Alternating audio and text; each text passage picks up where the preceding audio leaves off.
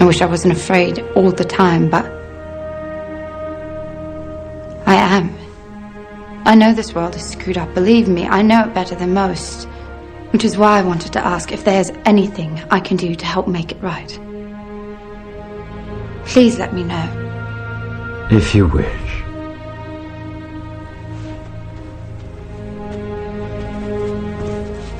Be very universum vivus vici. By the power of truth, I, while living, have conquered the universe. Personal motto? From Faust. That's about trying to cheat the devil, isn't it? It is. And speaking of the devil, I was wondering if your offer to help was still standing. Of course. It appears that unforeseen circumstances have accelerated my original plan.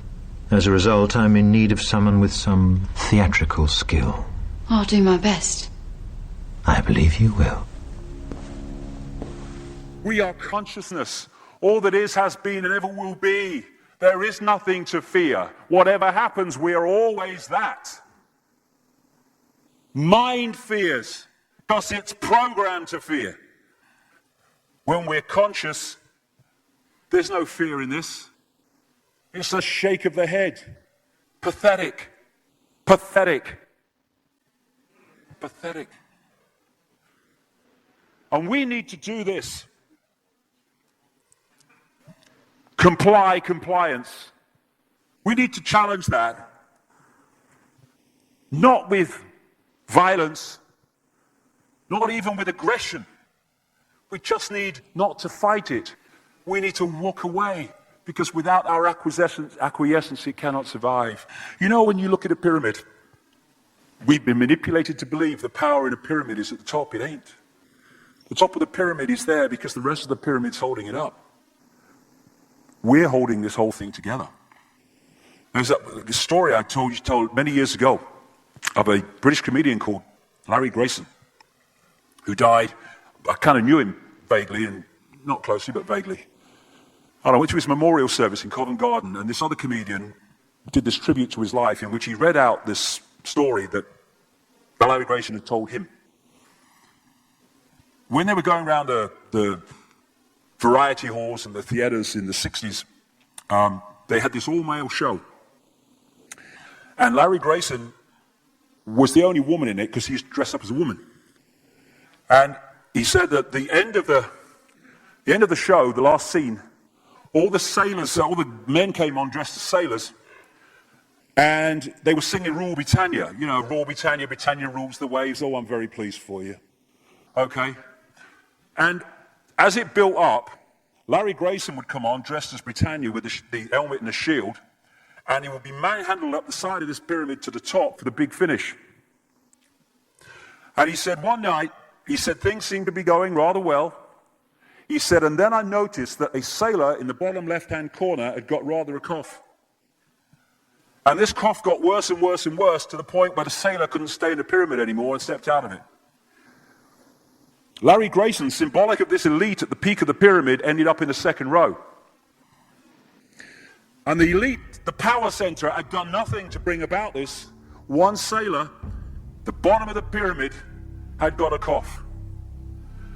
And the whole thing collapsed.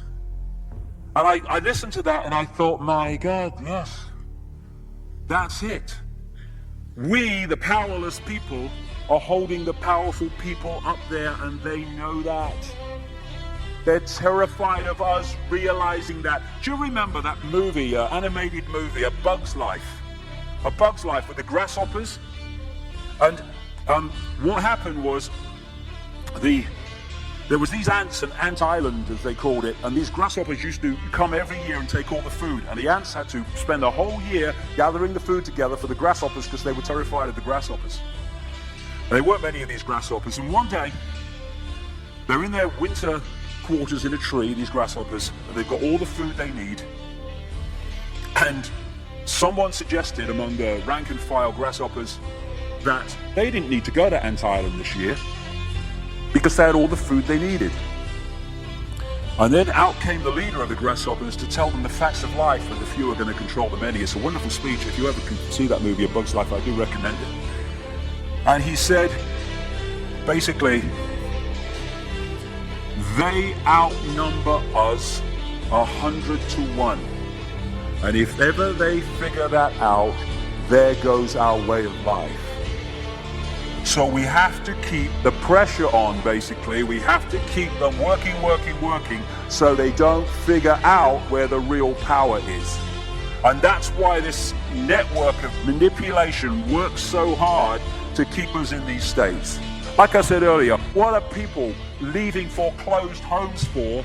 Foreclosed by banks that have caused the unemployment that lead to them having to leave their homes. Stay there, refuse to leave, make it difficult for them.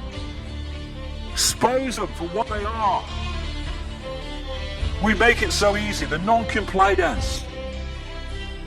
No longer will we just do it because we're told to do it. Is it just? Is it right? Okay, I'll do it. Is it unjust? Is it not right? I ain't doing it.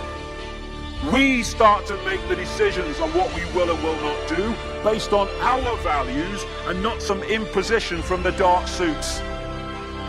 These people are gonna give me, grant me, or grant me not my freedom. I'm all that is. You can't grant me freedom. No one can grant me freedom. I am freedom. It's what I am.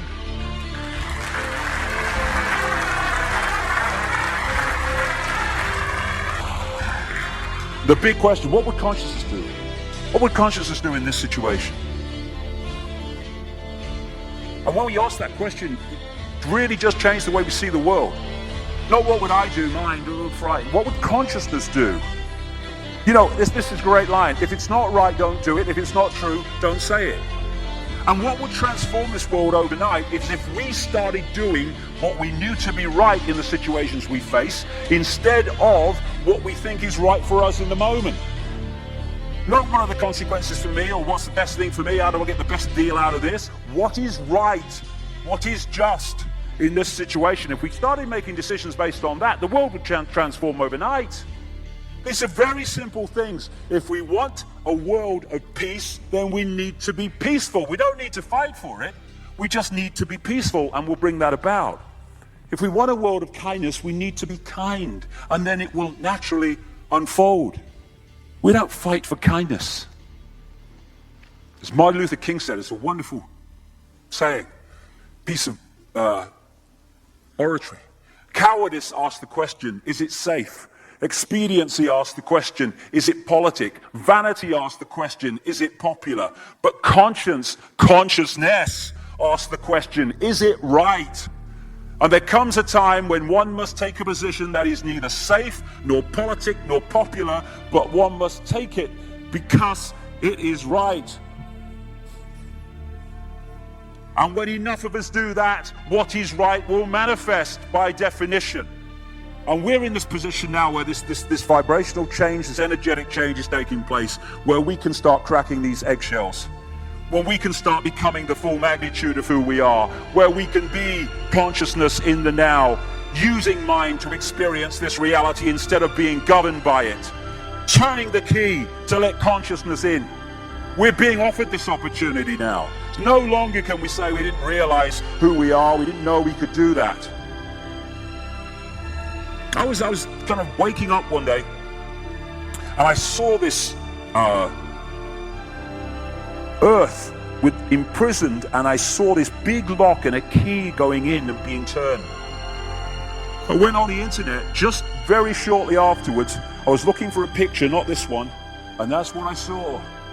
The picture I'd just seen in my half kind of sleep.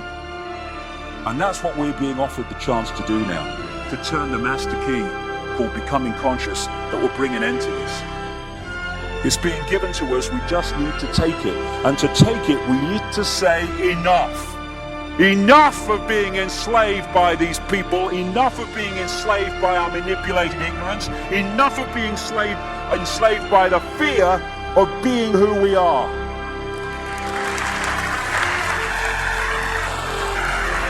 Enough! It is time to fly. It is time to fly. Thank you very much.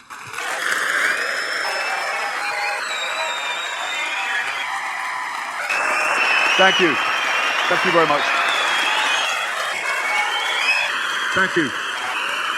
Thank you. Thank you.